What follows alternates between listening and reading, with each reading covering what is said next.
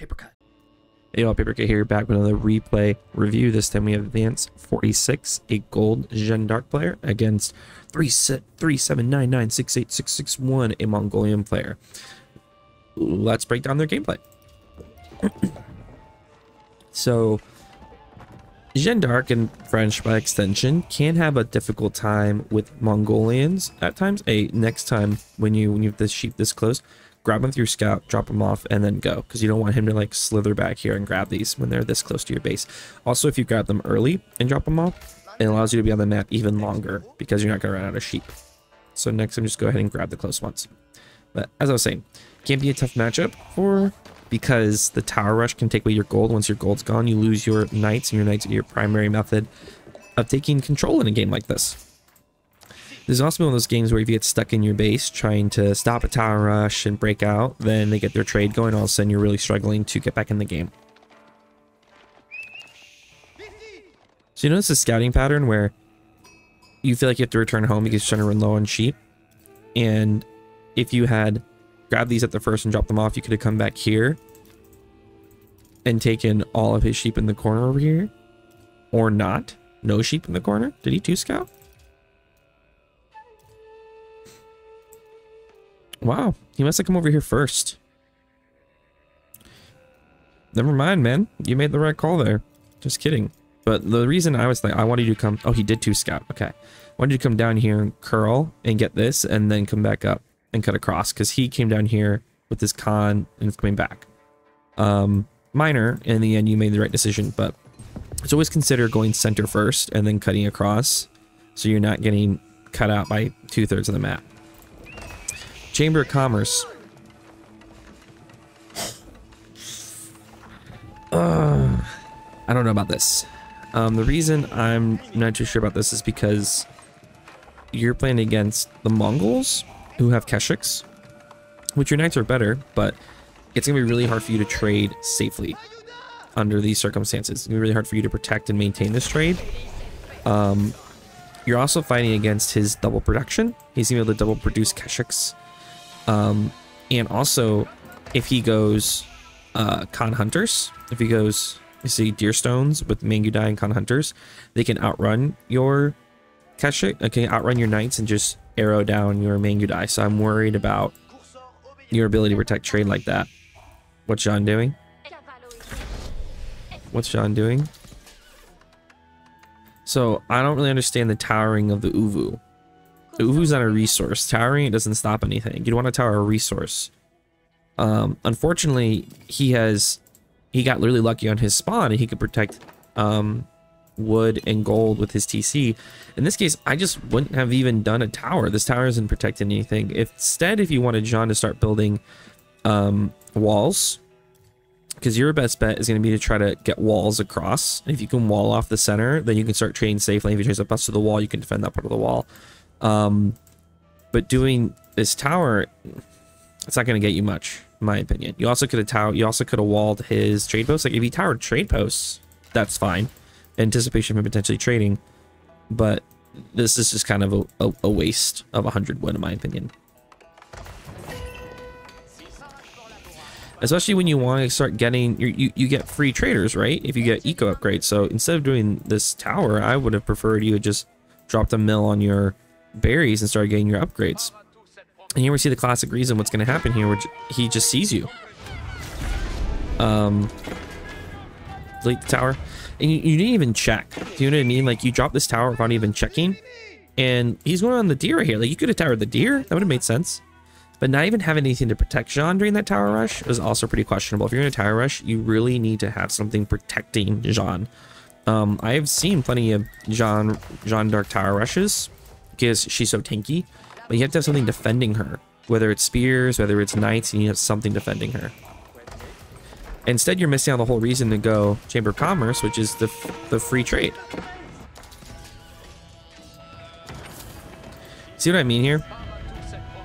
So you have more health as a knight and more damage, but he can produce more of them, and they heal from attacking. So if you have 1-for-1, you'll win the fight, but you need to make sure you have enough. And now he's pushed you away from gold. And now you're going to really struggle to make knights. Oh, I would have gone melee Jeanne. I would have gone melee Jeanne because having the spin to win in this fight would have been really nice. Instead of your arrow Jeanne, which isn't really doing any damage. See? Like, what's this accomplishing? If it was melee Jeanne, you could have done the spin to win, and then you could have healed your knights while they're fighting, which is really powerful. But I think this is a great example of how multiple bad decisions in a row, how you steamrolled bad decisions. So you open up Chamber of Commerce, got the first stable up in good timing, great. You walk Jeanne across, and then you go, wait, what can I tower? Instead of just towering a resource, you towered an Uvu, right where he's dropping production, and lost Jeanne. And then fell behind in production because of that. And then decision making of which Jeanne to go, you definitely want to make sure you can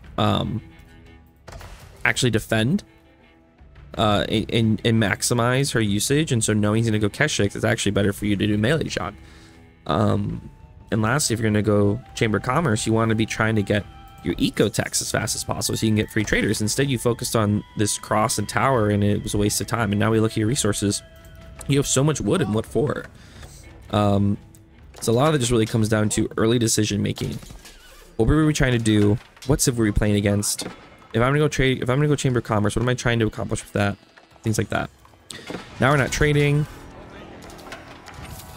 Trying to get walls up, but so here's another example. You want to get walls up? Okay, well, try to reduce the area you're defending. Have all your defensive units standing right here while you're trying to wall. Don't just send your villager out to wall without being protected.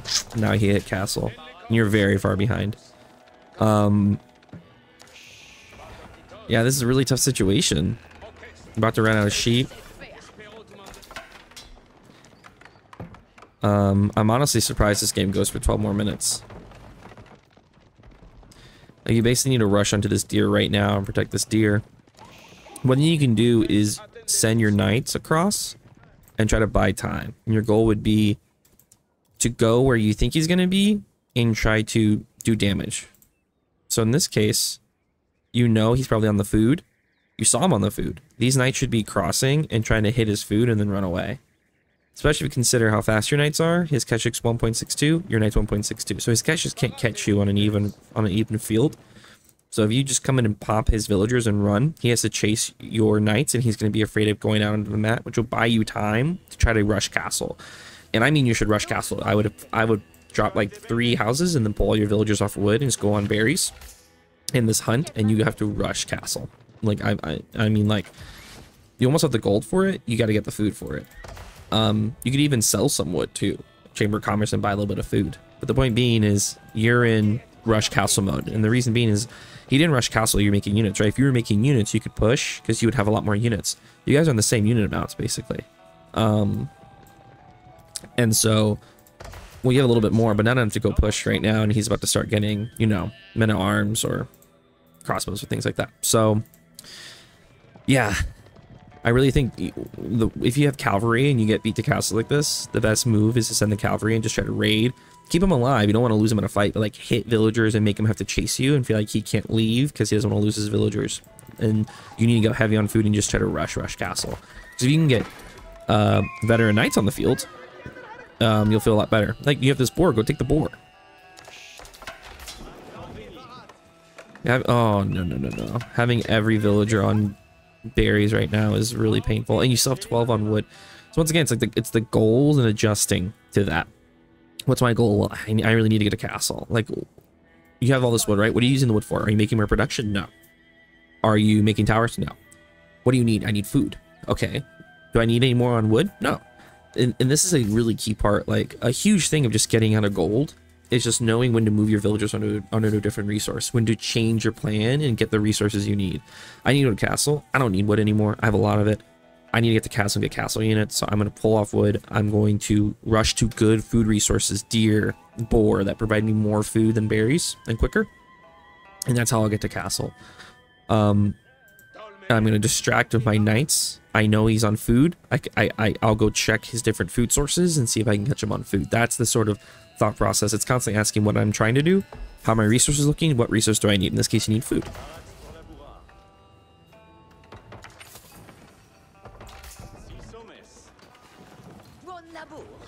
And so you have 8 on gold right now? Why? Why are you sending your...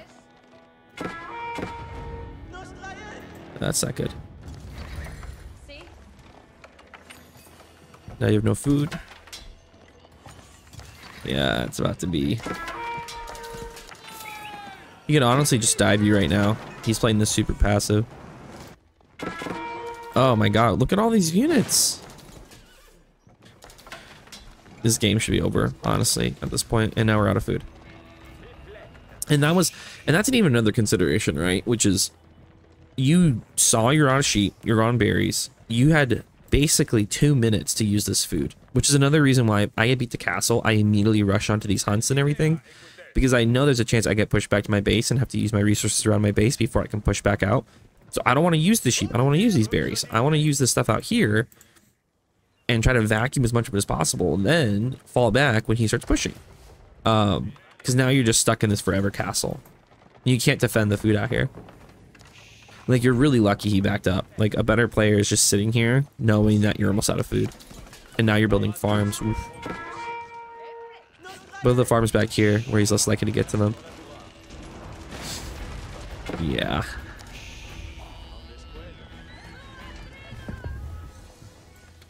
You also could have bought castle earlier when you had so much extra gold. Like, gold's the one thing you did have, and since you have a free market, you could have just bought castle. Go castle. Go castle. Go castle. Why are we not going castle? Please go castle. I actually kind of like the deer grab here.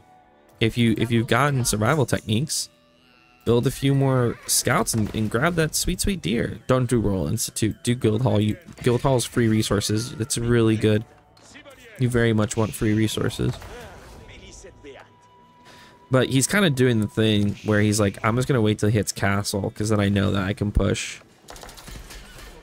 Ooh, you have a lot of archers. You want Steeled Arrow, my man. Do not push it. Where are we going? Where are we going? Oh, you don't have archers. You have spears. My bad. Where are we going? Why are we walking out? Where are we going?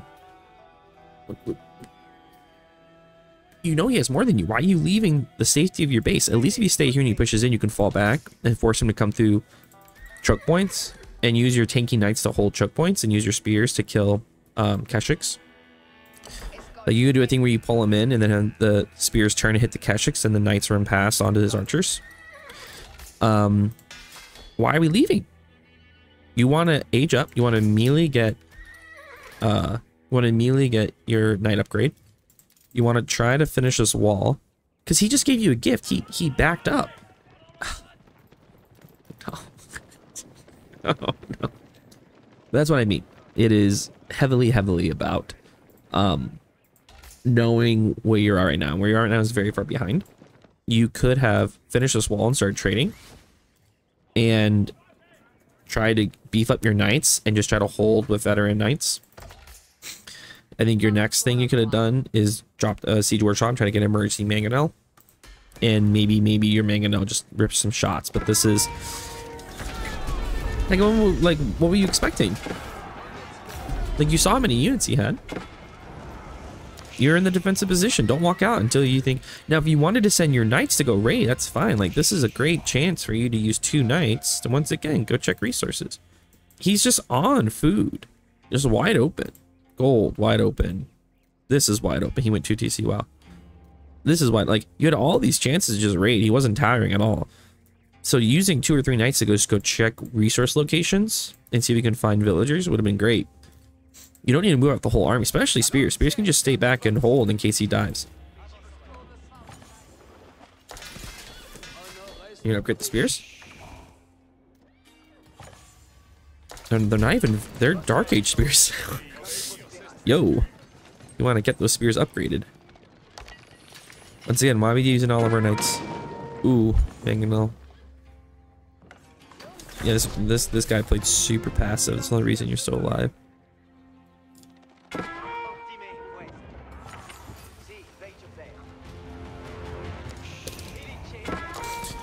So once again, it's like, this game was long over. He played this super passively. He really messed up. But I want to talk about let's say you're in a situation where you're a little bit behind and you're feeling pressured. Don't raid with all of your knights or all of your cavalry, and let's say you had horsemen instead. You need some of them to stay back and defend. Use 2 to 3. Just enough that you might pick vills, that you might force them to run away, that you might make them have to turn around and chase you to buy you some time. Using all of them just means your defense is going to be even harder. But overall, I saw at the beginning a lack of a plan. It's just towering the Uvu. What's that get you? Why do it? Not following the choices you made. So it's like you went trade landmark, but you didn't immediately start doing trade or setting up defensive trade. And lastly, you continuously put yourself in bad positions defensively, and not quickly pivoting. So you went castle, you didn't rush castle yourself. You took too long, which made you have to use bad resources for a while. If you're interested in coaching, reach out to me on Discord. I hope you found this helpful. I hope you gained something from it, and good luck on your games.